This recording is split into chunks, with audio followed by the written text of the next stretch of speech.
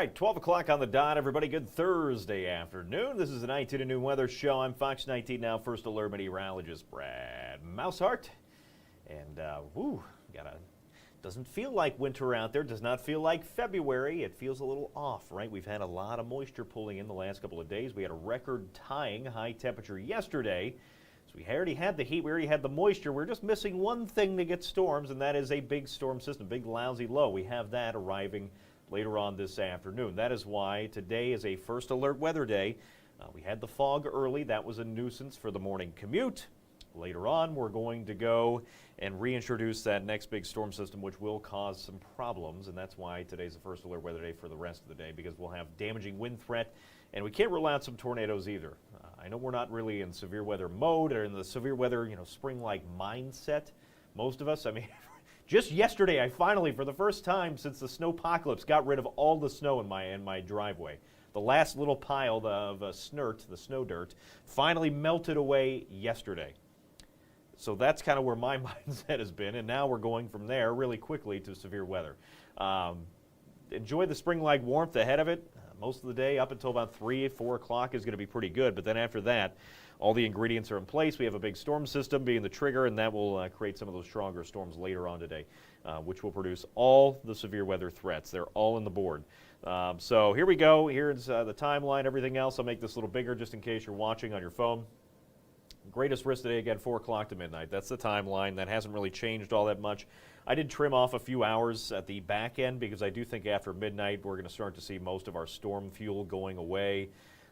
These storms are really going to thrive on some daytime heating, so once we start to lose that late tonight, overall storm intensity should start to go down. And that makes sense given what the Storm Prediction Center has in place in terms of the threat levels. We'll talk about that coming up in a second. All threats on the table. We do have an enhanced risk now off to the west. That's a change from yesterday. That just means our tornado risk is a little higher than what we saw outside yesterday, so that threat has been climbing. Otherwise, the threats are all the same. And same with the impacts, power outages, trees, property damage. Obviously, if you see larger hail or tornadoes, that's a given, but could impact some travel too, even with just the rainfall outside, which is arriving at some points, for that evening commute. So just be aware of that. Switching things up, thought I'd make it a little stormy weather number today. 149 is our weather number of the day. Weather number of the day being the number of days since the National Weather Service in Wilmington last issued a tornado warning. That was back on September the 22nd of last year, and that was also a day that tornado warning verified, where we had a EF0 tornado in Brooksville, Kentucky. That was our last tornado warning anytime recently. And in fact, every single first alert weather day we've had so far this year has been winter or cold weather related. This is our first severe first alert weather day we've had of 2026. So let's take you down the weather timeline. I'm going to make myself disappear again so you can see this a little bit better. And then I'll dive into some questions. I know I see a couple already rolling in, so bear with me. I just want to get this out of the way, and then we'll dive into some questions, and then we'll go more into detail. But just in case anybody's in a hurry here on their lunch break, I'll get this out of the way. Strong storm threat, 4 o'clock to midnight tonight. All threats on the table. By tomorrow, we're clearing back out, cooling back down. We're in the 50s Friday, 40s Saturday, and then 30s by Sunday and Monday, and then we're right back to winter. We are not out of winter yet. We have, 29 days today left of winter, and it will definitely feel and look wintry again this weekend. We're not expecting a ton of snowfall accumulation for Sunday and Monday, but we will have some flakes flying. I can't rule out some stickage happening out there for Sunday and Monday, but for the most part, it's just enough to remind you it is still February through next Saturday. So we have a full week after this Saturday of February left. Definitely going to be looking a little bit more like February. All right, let's hop to some questions here. Do I think the enhanced risk is going to be extended farther east? What I'm going to say here, it doesn't matter really what threat level you're under, be it a 2 or a 3.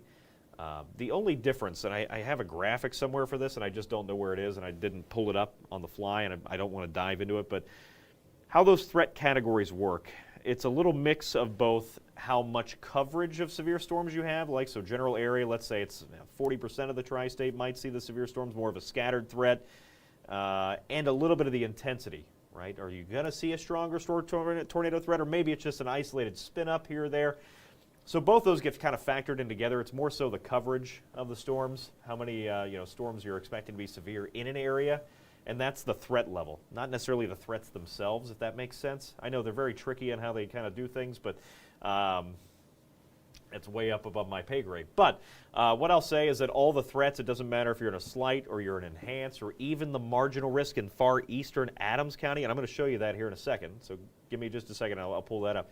But it doesn't matter what threat level you're under, the tornado threat exists for everybody tonight. Just the general higher chances are going to be in that enhanced risk off to the west. Still a good chance in the slight risk too. We can't rule out tornadoes there either. Same thing for all the questions that are coming in, right? So I got a lot of people asking about Highland County, Ross County. I have people asking about Loveland, Warren County, Lawrenceburg, Dearborn County, right? Does not matter what threat level you are under, right? It does not matter necessarily. Generally, the higher chances are going to be in west central Indiana, along the Illinois border, and then points of like central Indiana. But it only takes one storm right here. Even if it's more of an isolated threat, that's still a threat. And unfortunately, the technology is just not there to where I can pinpoint exactly where that's going to happen. If it was, I would have a lot of money, and I would probably not be the one hosting the 12 o'clock at noon streaming show. Not to say that it doesn't pay, but you know, it's just not, the technology is just not there. So the risk is here. Let's walk you through the timeline. We'll give a little wide picture. It's still a little gloomy and gray out there, but I do expect skies to break apart a little bit this afternoon, which will push us from the upper 50s into the mid 60s. A little bit of thunderstorm fuel. Dew points, we've been watching these. Yeah, no problem. We've been watching these the last couple of days, these dew points on the left side of the screen there. Dew point, what that is, it's basically a measure of moisture in the air. The higher that number is, especially in the summer months, right, or even spring months, the more miserable it feels outside. It doesn't allow your body to sweat. But when we're talking February storms, it doesn't take a lot of moisture, right, because we already have some of that cold air crashing in. A lot of times in the summer, that's what we would need to get those really robust thunderstorms, is cold air. Well, it's still February, so we still have some of that lurking up to our north. So the dew points, if we can get to that 60-degree mark this afternoon or even the mid-60s, look out. That's a lot of fuel for storms to get going this afternoon. And I do think it happens. I mean, look at temperatures right now. We're already in the 60s in much of the tri-state. CVG is a little stubborn. I think it was that way yesterday, too, with getting those temperatures up and updating maybe the thermometer every now and then. But VV, Owenton already to 62, 61 in Maysville. And look just off to the southwest. We have a pesky south wind that's pushing in all this warmer air. And just down the road in Nashville, just a couple hours away, with that pesky southwest wind, I mean, I'll just draw it on there for you. That's what's heading our way, is some mid-60s this afternoon. So it doesn't even matter if we see the sunshine. That obviously will not help us. That would warm us up more. But it's not even going to take the sun to get some of those 60s pushing on in. So just be aware that's what's on our way. And you can note then the colder air on the backside of the system that's getting ready to press back down for the weekend. No, it will not be 9 degrees like what they're seeing out in Wyoming, or South Dakota rather. But I mean, those air masses clashing, that's what comes together and creates our severe weather threat here in the tri-state today. It's all big thanks to this big lousy low. And it's sitting just off to our west. If I updated this, and I will before 3 and 4 o'clock, but I mean, it's probably a little bit closer to here now, and we can just move everything over just a little bit. Just slide it all over, because I have to do this all manually. That's just how this system works. So looks a little more like that, but either way, storms right now, you can see they're not that intense out in St. Louis just yet, because they haven't had the daytime heating. These storms, as this pushes in and off to the east, that's where it's going to run into that daytime heating, the warmer air. They're seeing some sunshine right now down in Louisville. Some breaks in the clouds down here. Same with Fayette and Union counties. You're seeing a few peaks of sun right now. Once these storms enter that more favorable atmosphere, that warmer air, that moisture-rich air, that's where they're going to have that fuel to just take off. And that's going to happen primarily off to our west. That's where the enhanced risk is in place. I'll just take control here and start moving this around a little bit. But that's the enhanced risk that got put up. That's the orange shaded area. That's a 3 out of 5. And for February, it's I don't think I would call it rare, but it's very uncommon to see a big severe weather setup that feels very spring-like this early in the season. Slight risk for the vast majority of the tri-state. The only corner of the tri-state is southeastern Adams County that's not under the slight risk, the yellow shaded area. It's still a marginal risk, and just generally, strongest storms will be right here, again in the orange shaded area. And as they work their way eastward, generally, it will be later in the evening after sunset. So after that sun sets, 6 o'clock, 7 o'clock, 8 o'clock, 9 o'clock, right, as they're pushing from west to east. It's not going to be a well-defined line, by the way, so don't expect that. It's not going to be a squall line. They're going to be scattered. But generally, as those storms push eastward through the night and progress east, they're going to get a little bit weaker. They're going to have a little bit less fuel to work with. It's not zero fuel, so don't give your hopes up that you're not going to see anything off to the east of town. And it's not a guarantee anybody sees strong storms at all. But those that do, it's possible anywhere because everybody's under at least some sort of a slight risk or a marginal risk or something tonight. So, yeah, we're not even close to spring yet. We still have 29 days of winter left, and here we go with our severe risks tonight. To reiterate, 4 o'clock to midnight, that's our severe window. We could see a few storms, but sub-severe popping up as early as 2 to 4 o'clock. But once they start to really mix in with some of that heat, I think that's where things take off later on this evening.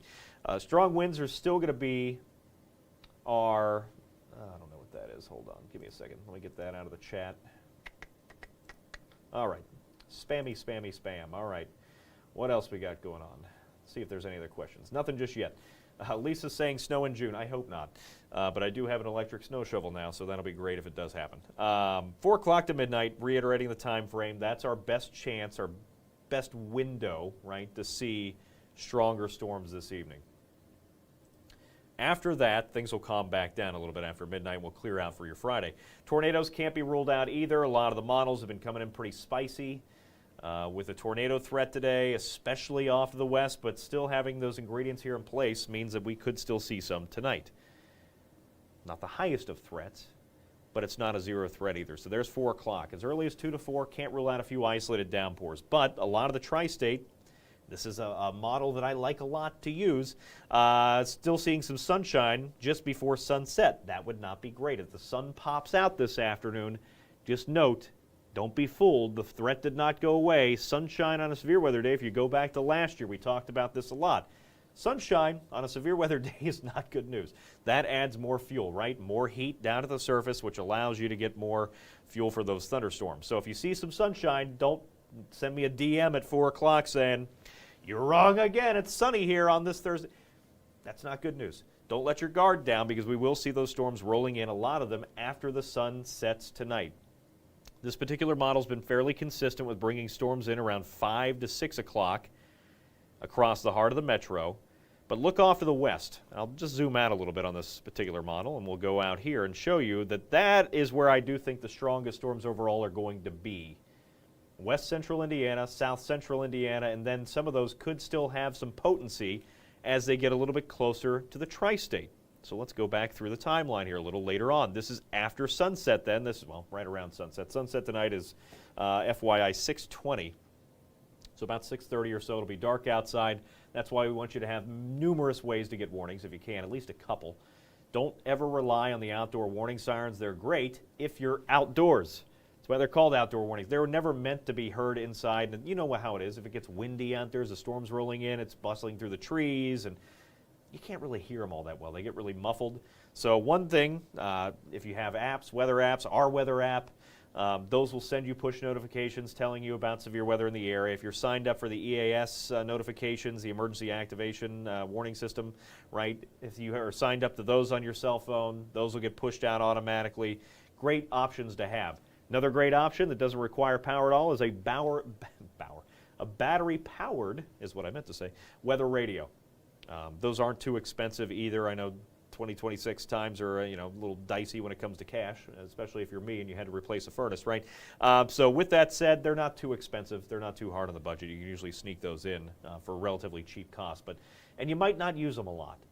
But on days like today, they do become important. So past 6 o'clock, again, sun setting at 6:30, that's when I do expect the worst of the storms to be rolling back through. Now this particular model here, this model run, has them mostly in our northernmost communities.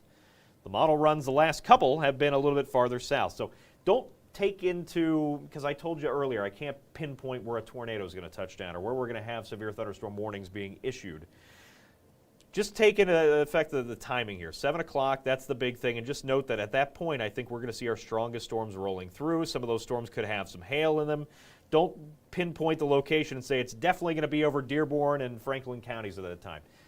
because odds are it probably won't. But just note, we'll have a few stronger storms at that time rolling through, and that will be after the sun has set. Storms continue then through 7, 8, 9 o'clock tonight. But notice we lose by 10 o'clock a lot of the purple and the magenta shaded areas. Again, just you got to think in terms of models. You got to get into the computer's head here.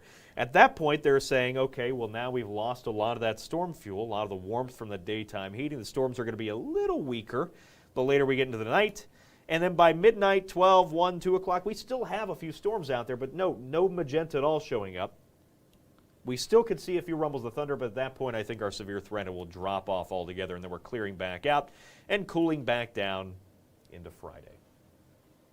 Robert, yes, I still have some snow in the forecast for Sunday and Monday.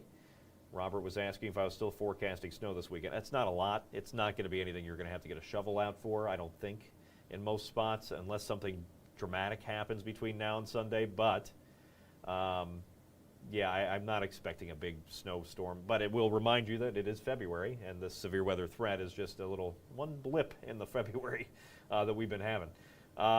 Yes, Chet mentioning charging up the phones. Yes, keep your devices charged. Charge up your flashlights. Right? If you have the battery-powered flashlights that are super awesome, I have like 5 of them. I should have probably charged some of those myself, but I'll probably be here. So it doesn't matter. But yes, charge up your devices, because if we do see some power outages from this, with damaging wind, it's possible to have power outages. It doesn't take tornadoes.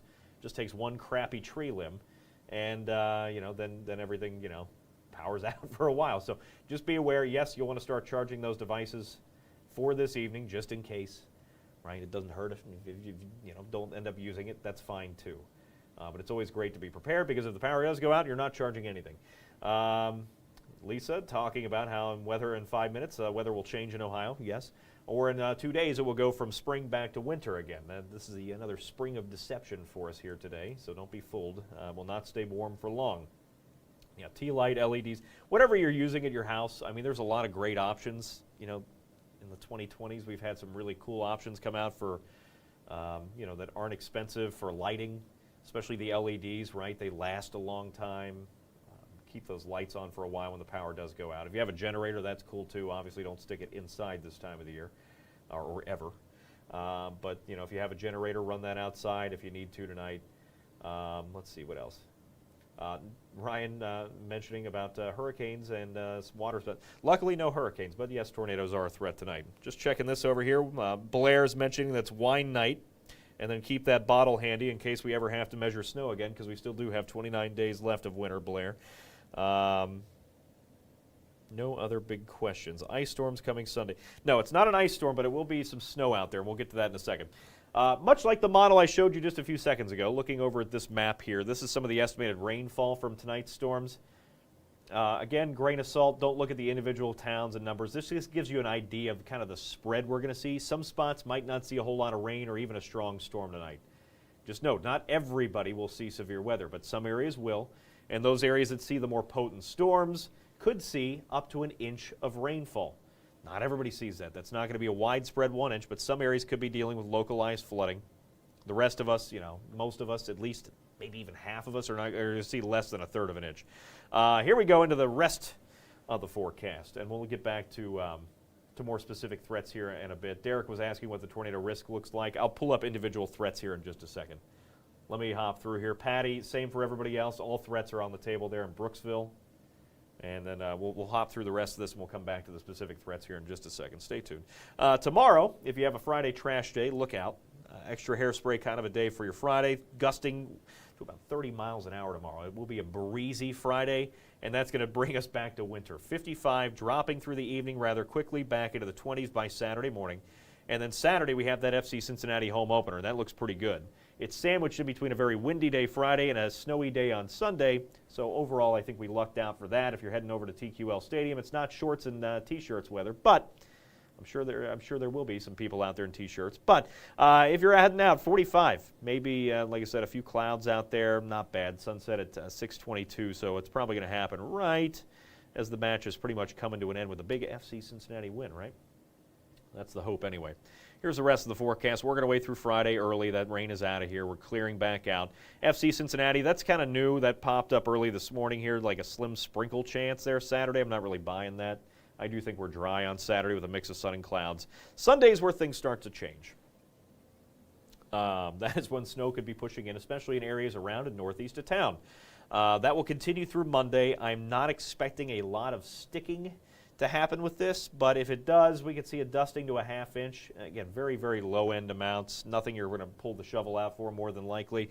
And if it does fall and stick, it will not stick around long because we're going to be warming back up in the next week. By the time we hit Tuesday, in fact, we're already back above freezing. By Wednesday, we'll wash all that snow and salt away.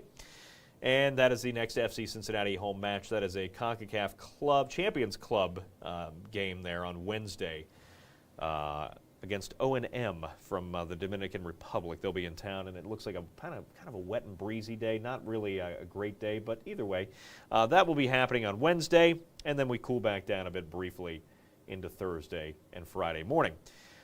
Active stretch, I mean, we have the ups and downs, and when you see a lot of ups and downs like this in the forecast, it typically indicates that, yes, there is a pretty good chance that you're going to see some active weather. And the first chance of that is today with our first alert weather day. We're cooling back down into the weekend. These are high temperatures. And then next week, back into the 50s again, back above normal. Here's your first seven of a 10-day forecast. Bear with me. Hold, please. Roller door. No more first alert weather days from here on out, at least for the next 7 days. Not yet. We'll keep a close eye on Sunday. I don't think this is going to be a major issue with the snowflakes falling out there. Yeah, a few slick spots maybe, but not a big impact for the Monday morning drive. Tuesday drying out, melting all the snow away, gets replaced by rain on Wednesday, and then the early look ahead to next weekend. That is the 28th of February and the 1st of March. The last day of February, first day of March there, Saturday into Sunday. Another chance that we could see a few sprinkles out there. Nothing else like what we're seeing outside today. Okay, let me hop back and answer this question. Derek was asking about specific risks, including specifically tornado risk. Hold, please, as I find it. Where are you? I just had it earlier. Pulled up. Here we go. And load faster. All right, here we go. So we could see a few stronger storms, right? What this means, you're looking at the percentages up there at the top, right? We have a 5% tornado risk for much of the tri-state. We have, let's say, a 15% hail and 15% wind risk. I know that sounds pretty low, but what that means, it's a 5 or a 15% chance to see damaging wind within a 25-mile radius, some point within 25 miles. So it sounds kind of low until you kind of think about it. And what I will tell you is that a 5% chance, or even if you look real close, you have to squint because this is where the enhanced risk got put up. It was specifically for the tornado risk. And we just have a sliver of Ripley County over here that not only is it a 10% risk, but you see these little black hashes. Again, you really have to squint for this. If you're on a mobile device, I apologize in advance. But what that indicates is that's a significant portion, significant meaning you could see higher than an EF2 tornado being confirmed at some point, right? So within a 25-mile radius of any point here, so that does extend outside of the map. So that's why we went to an enhanced risk off of the west today. 5% it sounds low, but for February that's pretty significant for this area. So something you definitely do not want to let your guard down for. Clyde was asking about Kenton County. I mean, same threats for everybody across the board. It's damaging wind, it's tornadoes. Those are the two primary things we're going to be contending with today. Can't rule out hail or flash flooding, though, either. So definitely something to keep an eye on. All right, that sums it up for questions, I think, which is great because my stomach is growling. All right. With that said, please stay safe. We're going to go through the timeline one more time, then I'm going to call it quits for today. We'll be back on at 3 and 4 o'clock, at which point, that severe weather window will be opening up. And we'll keep a very close eye on those storms as they start to develop. Right now, it's just kind of misty, drizzly, dreary. I do think as early as 1 to 2 o'clock, we could see some breaks in the clouds, which is not good news. Don't get on my Facebook and try to hit me with the old, oh, gotcha, you're wrong again, because we will see some sunshine. I do think we see some peaks. That is not a good sign because that adds fuel to the fire for those storms as they roll back in after 4 to 6 o'clock, right? That's when the window opens up. Storms begin to roll in. We could see some strong storms at the early half of that window, but I do think that the best overall severe threat, really the highest overall severe threat, rolls in after sunset tonight. And then they'll generally weaken as they slide from west to east after 7 to 8 o'clock. right? So that is what we're looking at in terms of storm threats. Note there will be some dry time. Not everybody sees the strong storms, but those that do could get walloped. Just be aware of that. And then we dry back out through the overnight. One more question came up about snow this weekend. Yes, there's a chance for snow this weekend. Are we expecting a whole lot? No, not really. But there will be that chance Sunday and Monday. I'll roll through that one more time since it popped up, Alex. And there we go for Saturday. Nice. Sunday, a little snowy in our northeasternmost communities. Is it a lot of snow? No. And since I really haven't looked at much of the snow models, I'll just pull one up here and see what it's saying for Sunday. Take this again with a grain of salt. This is raw model data, but I didn't have enough time with our severe weather today. I was going to hit it tomorrow to talk about any kind of real snow potential. So it's, up to a ½ inch in a few spots. I'm not expecting a ton out there, right? So don't be expecting the snow apocalypse. It's not going to happen. Could there be a slick spot or two, especially in our northeasternmost communities? Yeah, of course. But we'll have to keep an eye on that. And we'll have more on that coming up tomorrow. Well, let's just get through that severe weather today, and then we'll talk more about the snow and all the wintry weather we'll have left of February coming up. Thanks again for tuning in, everybody. We're going to cut this one short, and we'll hit you at 3 and 4 o'clock this afternoon. We'll be back then live on the air, tracking storms as they roll back in. Stay safe.